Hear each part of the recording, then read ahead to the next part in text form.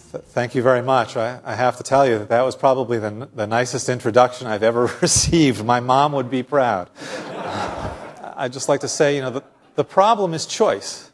Now, I know what you're thinking. Some of you must be thinking, choice is not a problem. Choice is good. And I know we've had a recent choice here in the U.S., and while some of you may not be happy with the way things worked out, and some of you may wish we had better choices, nevertheless, I think most of us here are probably happy that we at least live in a country where we get a choice, as opposed to living in a country where the choice is made for us. So how can choice be a problem? And the answer is some choices we don't want to make, right? Here's a switchboard operator choosing how to connect phone lines all day. This is something that automation has taken care of, thankfully, and hopefully there aren't any more jobs quite like this anymore. And as radiologists, we make choices, and technologists, by the way, if you're in the audience, we make choices all the time. And some choices we like to make, but other choices I'm sure we wish would be made for us automatically. Now, some choices are obvious. These are the choices that I considered when looking at upgrading our CT scanner. These are frequently numerical choices that are easy to quantify, such when we wanted to upgrade our scanner, I thought about, well, I'd like to have more detectors, smaller detectors, a larger gantry, and I'd like iterative reconstruction. These are easily quantifiable, and these choices are obvious. And you can see the benefits of these choices quite easily. So here's a patient with an infrarenal abdominal aortic aneurysm, and you can see on our new scanner, the DLP was 364. On our old scanner, same patient, DLP was 1506, which means that we got more than a 75% reduction in dose. And if you look at the image quality, it's comparable, or if anything, it's a little bit better if you look at the paraspinal muscles on our new scanner at the much lower dose. So this kind of decision, easy to make. Similarly, in my practice, we do lots of different kinds of CTs, but we do a lot of coronary CTA. And we can use the dose advantages to get very low-dose coronary CT images. Here's a 42-year-old man who had atypical chest pain. He's a kind of a youngish individual. He's going to be concerned about radiation. And you can see he's got no coronary artery disease. His right coronary artery, circumflex, LAD, beautiful images with just 1.1 millisieverts of radiation. So beautiful images, easy diagnosis to make. What I'd like to spend the rest of my talk talking about are really some choices that are not so obvious. And I didn't even consider any of these when I was thinking about upgrading my scanner. And they revolve around things where you think you know everything already. For instance, both our new scanner and our old scanner have automated bolus detection. They both have a table that moves. They both can adjust the helical pitch. And you can choose when you do a cardiac CT whether you want to do it prospectively or retrospectively. It's the apparent lack of choice that can be an illusion. And again, so the problem is choice. So let's focus a little bit on automated bolus detection, okay?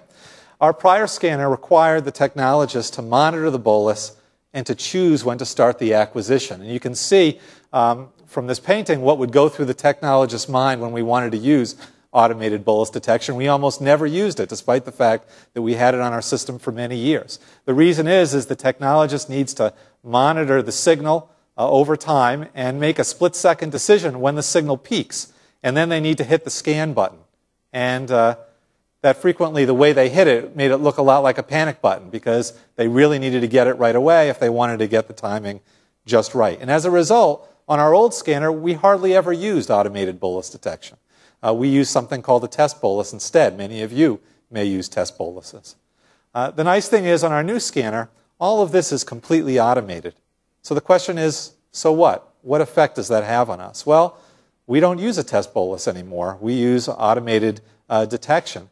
And the nice thing about it is that, as a result, we use less contrast, because we don't have to give contrast for a test bolus. And we are able to get through patients much more quickly. The scan time goes down. And the fact that things are more efficient and safer for the patient is something that we really wouldn't have considered when we were choosing to upgrade our scanner. Now, this also led to other changes. Eliminating the test bolus reduced the complexity of the study. Here's just a figure showing what would happen on our old scanner when we wanted to do, say, a coronary CTA. The technologist would do a test bolus. They would need to count the number of points in the curve, multiply them by 2 because they were acquired every 2 seconds. They would need then to add several seconds because the scanner didn't start the instant the injection happened. They would need to add an additional delay, which would vary depending on whether the patient had bypass grafts or not. And all of this complexity is now gone. And basically it gets rid of choice, which can be a good thing.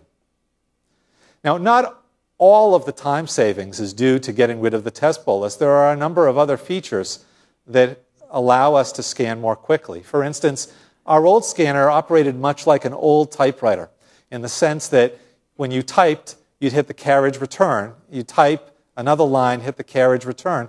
Just like our patients, they'd go into the scanner and get scouted, and they'd come back out.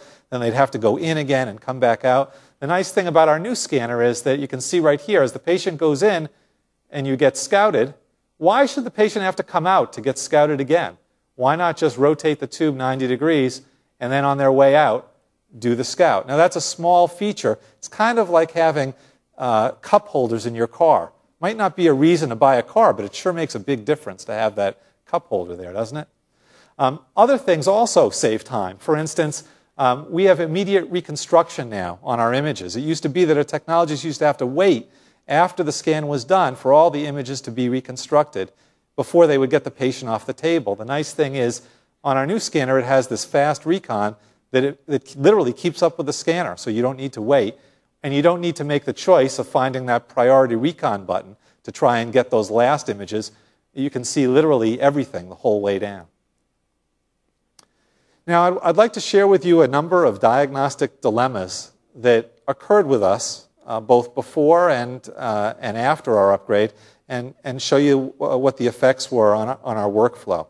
So one of the things, as I said, that we do a lot of is coronary CTA, and one of the questions inevitably would be, which gating protocol do we want to use? And for those of you that don't do a lot of coronary CTA, let me just explain. One protocol is prospectively gated, and that's a nice protocol to use because the patient will get about 70% less radiation. Now you might say, well, why not use that protocol on everybody? And the answer is, it depends on having a regular heart rate, a nice, slow, regular rate. And not everybody has that. And so in those cases, you might want to use retrospective gating. It's a more robust technique, but it comes at the expense of higher radiation.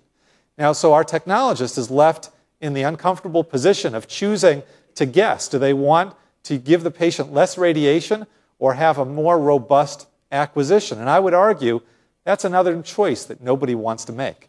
Why do you want to choose between your patient and the happiness of your radiologist?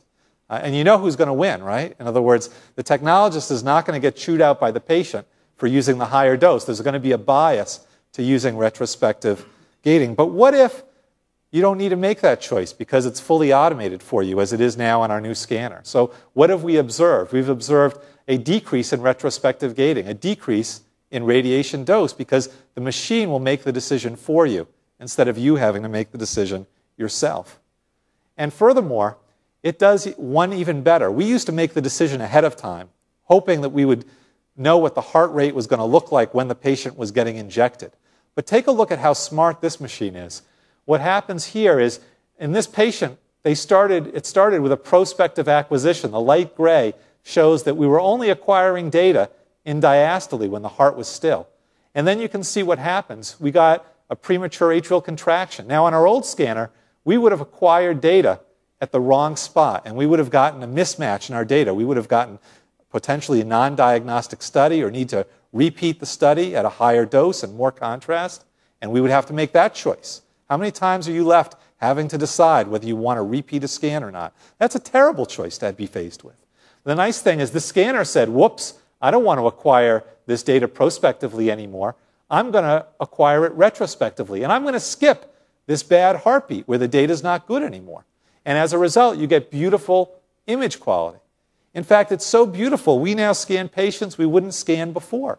So here's a patient in atrial fibrillation, the mother of all irregular rhythms. And you can see a beautiful right coronary artery, a beautiful circumflex artery, and a non-occlusive or non-obstructive stenosis of the mid-LAD. So now we don't need to decide whether we want to scan these patients or not before. It's just something that happens automatically. Now, there are other advantages that we see also. For instance, we would have another diagnostic dilemma of what do we do with patients with a high calcium score. There are some places that have set arbitrary limits of what calcium score they won't scan. 1,000 is a common number that people use. And while calcium is still a problem, we find that it's actually less of a problem. You can see in this volume rendered image, this person has these very heavily calcified proximal vessels. The calcium score was 1,800, and yet with our thinner detectors and thinner slices, we can actually still see inside the lumen of these vessels and render a confident diagnosis of non-obstructive coronary disease, even with a calcium score of 1,800. Or how about this dilemma? Where's the cardiac CT technologist? I know there's some of you in this room that have this problem. In the hospitals that I work, we have many CT technologists, but only some of them are approved for doing cardiac CTA. And the problem is this, and this is a true story, except it happened in my office. It's 7 o'clock at night. A patient with chest pain urgently needs a coronary CTA. Can you find a technologist to do the study? And how long can the patient wait? Is that the kind of choice that you want to have to make? Do you want to tell the ER that the patient's stable enough and that they can wait? Or do you want just them to go to the cath lab and have the more invasive test? What if you didn't have to make this choice anymore?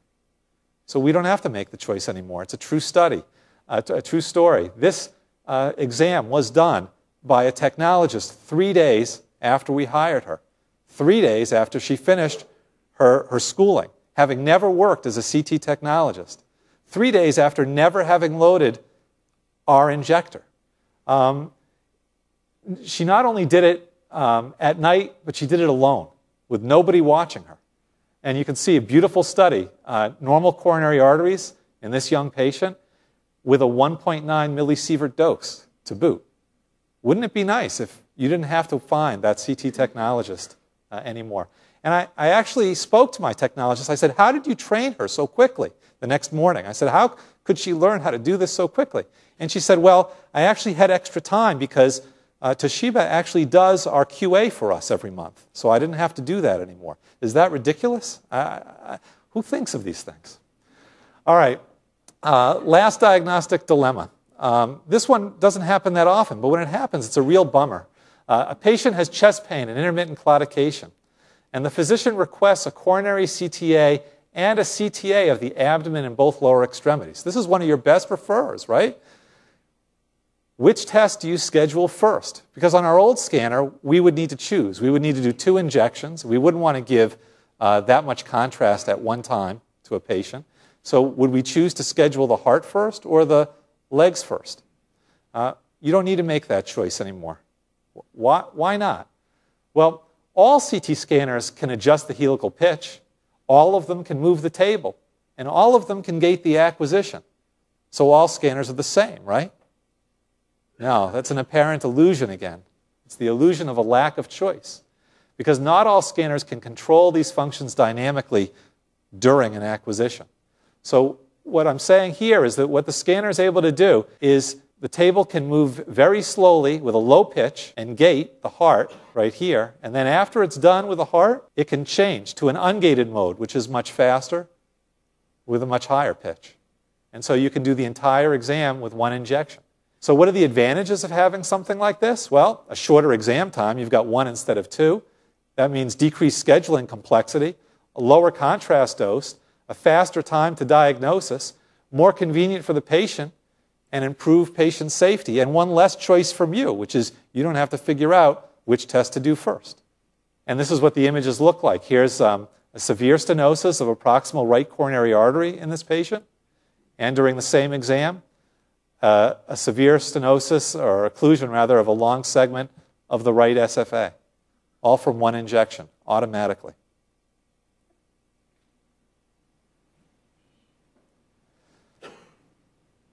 So to conclude, technological advances are often quantified by numbers. The number of detector rows, the gantry rotation speed, the image reconstruction speed. You know about all of these things. And these things are important. But what's often neglected, and what I learned, is that the technological advances inevitably increase complexity, and they increase choice. Automation can simplify this process, and when done well, it substantially improves patient care and cost effectiveness. Thank you very much.